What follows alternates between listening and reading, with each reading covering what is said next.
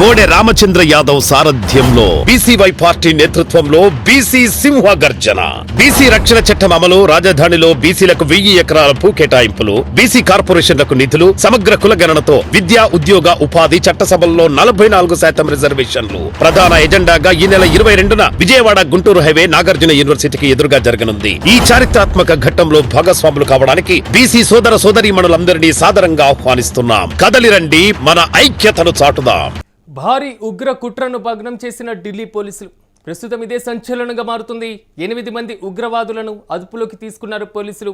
ఇక పాక్ ఐఎస్ఐతో పాటుగా బంగ్లాదేశ్ తీవ్రవాదుల సహాయంతో పేలుళ్లకు కుట్ర చేసినట్లుగా తెలుస్తుంది. తమిళనాడుతో పాటుగా పశ్చిమ బెంగాల్ రాష్ట్రాల్లో ఏకకాలంలో ఢిల్లీ పోలీసులు స్పెషల్ ఆపరేషన్ చేపట్టారు.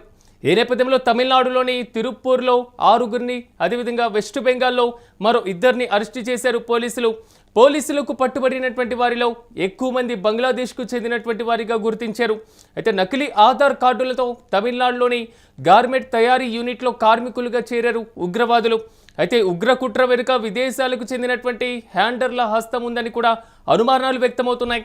నిందితుల నుంచి సెల్ ఫోన్లతో పాటుగా 16 సిమ్ కార్డులను స్వాధీనం చేసుకున్నారు.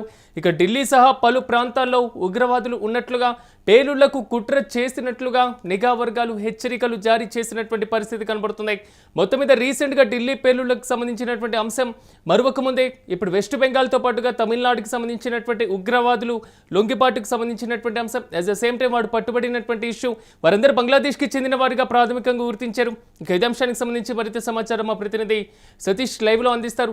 సతీష్, చెప్పండి, మొత్తం ఎక్కడి నుంచి ఉగ్రవాదులు వచ్చినట్లుగా ప్రాథమికంగా తెలుస్తుంది? ఎంతమందిని అదుపులోకి తీసుకున్నారు? ఇంకా వీరు కాకుండా ఇంకా ఎవరైనా ఉన్నట్లుగా తనిఖీలు చేస్తున్నారా? పూర్తి డీటెయిల్స్ ఏంటి?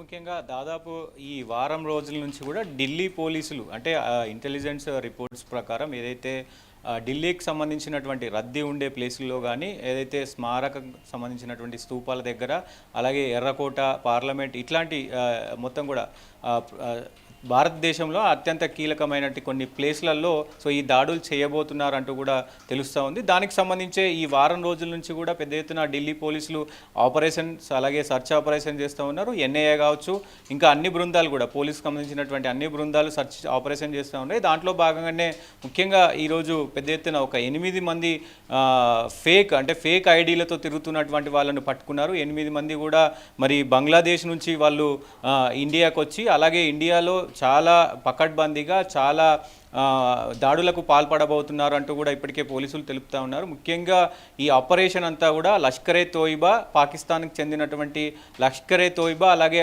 ఐఎస్ఐకి సంబంధించినటువంటి వాళ్ళు ఆపరేట్ చేస్తున్నారనే కోణంలో కూడా ఒకవైపు విచారణ వస్తుంది. దానికి సంబంధించి ముఖ్యంగా పాకిస్తాన్ నుంచి ఇది కొంతమంది ఆపరేట్ చేస్తున్నారు. ముఖ్యంగా కాశ్మీర్కు సంబంధించిన ఒక వ్యక్తి బంగ్లాదేశ్లో ఉంటూ ఆయన ఇక్కడ బంగ్లాదేశ్ నుంచి వచ్చినటువంటి వీళ్ళు 8 మంది, దాంతోపాటు ఇంకా కొంతమంది ఉన్నట్లు తెలుస్తూ ఉంది.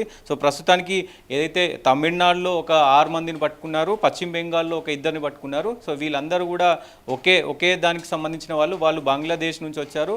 బంగ్లాదేశ్లో ఒక వ్యక్తి పంపిస్తే వీళ్ళు వచ్చినారు. దాని తర్వాత ఇక్కడ నార్మల్ పర్సన్స్గా అంటే ఐడీలు మార్చుకొని ఇక్కడ లోకల్గా ఉన్నటువంటి తమిళనాడులో కావచ్చు, బెంగాల్లో కావచ్చు, వీళ్ళంతా కూడా ఆధార్ కార్డు సృష్టించుకొని అక్కడ ఒక చిన్న ఫ్యాక్టరీలో పనిచేస్తూ ఉన్నారు. అంటే ఎవరికి అనుమానం రాకుండా ప్రస్తుతానికి వాళ్ళు అక్కడ పని చేసుకుంటూ ఉన్నారు.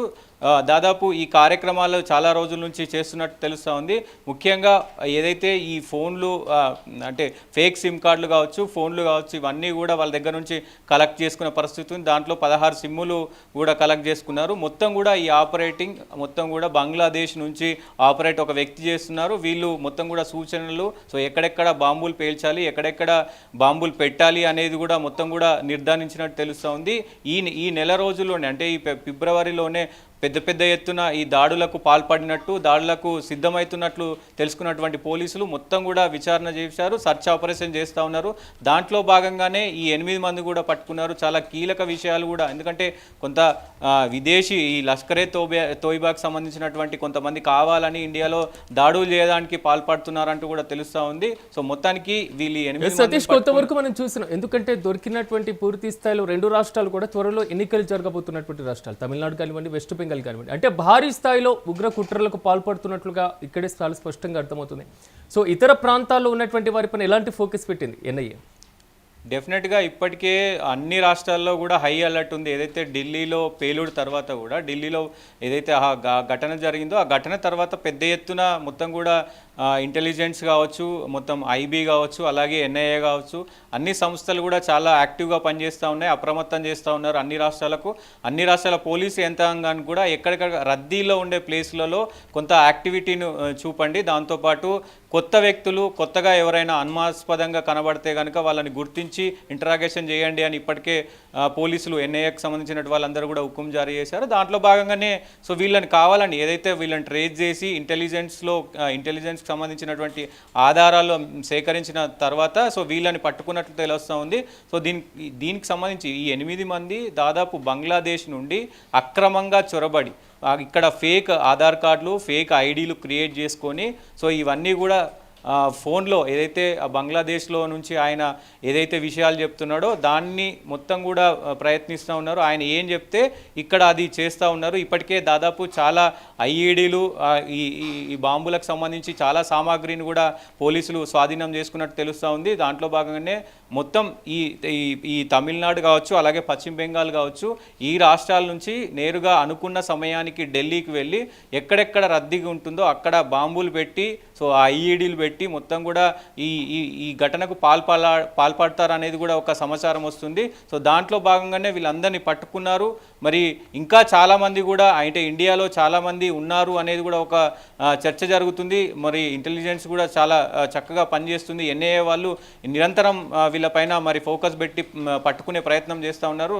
మొత్తం దేశవ్యాప్తంగా కూడా ప్రస్తుతం ఈ ఉగ్రమూకలకు సంబంధించి చర్చ అయితే జరుగుతుంది. ఎందుకంటే ఢిల్లీ పేలుడు తర్వాత పెద్ద ఎత్తున దేశం ఒక్కసారిగా ఉలిక్కి పడిన పరిస్థితి అయితే కనబడుతూ ఉంది. సో ఇది ఇలా ఉంటే అంటే పట్టుకున్న దానికి కూడా కొన్ని మరి మొత్తం రాజకీయంగా కానీ మామూలుగా బయట కూడా కొంత చర్చ జరుగుతుంది. ఇక్కడ తమిళనాడులో కానీ అలాగే పశ్చిమ బెంగాల్లో కానీ మరి ఎన్నికలు ఉన్నాయి కాబట్టి కావాలనే ఇప్పుడు చాలా రోజుల నుంచి వీళ్ళపైన నిఘా పెట్టారు. చాలా రోజుల నుంచి అక్కడ సర్చ్ ఆపరేషన్ నడుస్తుంది.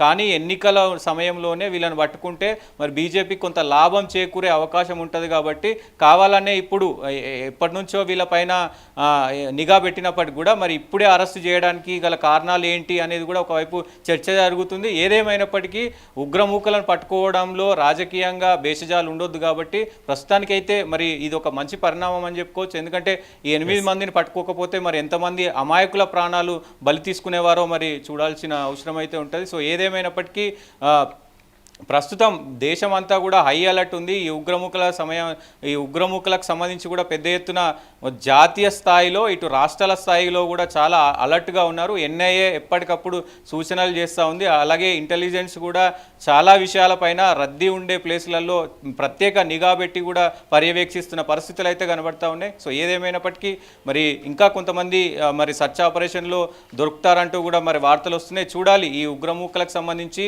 ఇప్పటికే పాకిస్తాన్కు బుద్ధి చెప్పినప్పటికీ ఇటు బంగ్లాదేశ్కు బుద్ధి చెప్పినప్పటికీ కూడా ఈ రెండు దేశాల మరి తీరైతే మారని పరిస్థితి అయితే ఉంది. ఇప్పటికే లష్కర్ ఏ తోయిబా కావచ్చు, ఐఎస్ఐ కావచ్చు, ఈ రెండింటికి కూడా గతంలోనే ఇండియా చాలా చక్కగా బుద్ధి చెప్పింది. అయినప్పటికీ కూడా మరి వీళ్ళు ఇంకా మారతలేరు. సో మరి మళ్ళీ మన ఆర్మీ కావచ్చు, మన మొత్తం నేవీ కావచ్చు, వీళ్ళందరూ కూడా మళ్ళీ వీళ్ళకు మళ్ళీ ఏదైతే ఈ ఆపరేషన్ సింధూర్ కావచ్చు ఇట్లాంటివి చేసి కూడా మరి మరొకసారి ఏం చేయబోతున్నారు అనేది కూడా చర్చనీయాంశంగా మారిన పరిస్థితి అయితే కనబడుతుంది. Right Satish, thank you. నిజంగా మీరు అన్నట్లుగా కొంతవరకు ఉగ్ర కుట్రలోనే ఎక్కడికక్కడ భగ్నం చేయడానికి ఎన్ఐఏ శతవిధాల ప్రయత్నం చేస్తున్నటువంటి పరిస్థితులు కనబడుతున్నాయి. రీసెంట్గా ఢిల్లీలో సాగినటువంటి ఉగ్ర దాడిని మనం చూసాం. ఈ నేపథ్యంలో అమాయకులైనటువంటి ప్రాణాలను కూడా పొట్టను పెట్టుకున్నటువంటి పరిస్థితి. సో తాజాగా మాత్రం భారీ ఉగ్ర కుట్రను మాత్రం పోలీసులు భగ్నం చేశారని చెప్పుకోవాలి. 8 మంది ఉగ్రవాదులను కూడా పోలీసులు అదుపులోకి తీసుకున్నారు. పాకిస్తాన్కు చెందినటువంటి ఐఎస్ఐతో పాటుగా బంగ్లాదేశ్ తీవ్రవాదుల సహాయంతో కూడా పేలుళ్లకు కుట్ర పన్నినట్లుగా తెలుస్తుంది. ప్రధానంగా తమిళనాడు, వెస్ట్ బెంగాల్ రాష్ట్రాల్లో ఏకకాలంలో ఢిల్లీ పోలీసులు స్పెషల్ ఆపరేషన్ చేపట్టారు. అయితే తమిళనాడులోని తిరుప్పూర్లో 6గురిని, అదేవిధంగా వెస్ట్ బెంగాల్లో మరో 2ని అరెస్ట్ చేశారు పోలీసులు. అయితే పట్టుబడినటువంటి వారిలో ఎక్కువ మంది బంగ్లాదేశ్కు చెందిన వారిగా గుర్తించారు. సో నకిలీ ఆధార్ కార్డులను తమిళనాడులోని గార్మెంట్ తయారీ యూనిట్లో కార్మికులుగా కూడా వారు చేరి ఆధార్ కార్డులను సృష్టించినటువంటి వైనం కూడా తెర మీదకు వస్తుంది. సో ఉగ్ర కుట్ర వెనకాల విదేశీయులకు చెందినటువంటి హ్యాండర్ల హస్తం ఉంది అనేటువంటి అనుమానాలు కూడా వ్యక్తమవుతున్నాయి. సో నిందితుల నుంచి ఆల్మోస్ట్ ఒక సెల్ ఫోన్లతో పాటుగా 16 సిమ్ కార్డులను కూడా పోలీసులు స్వాధీనం చేసుకున్నారు. ఢిల్లీతో పాటుగా దేశవ్యాప్తంగా ఉన్నటువంటి పలు ప్రాంతాల్లో ఉగ్రవాదులు పేలుళ్లకు కుట్ర చేసినట్లుగా కూడా నిఘా వర్గాలు హెచ్చరించినటువంటి పరిస్థితి కనబడుతుంది.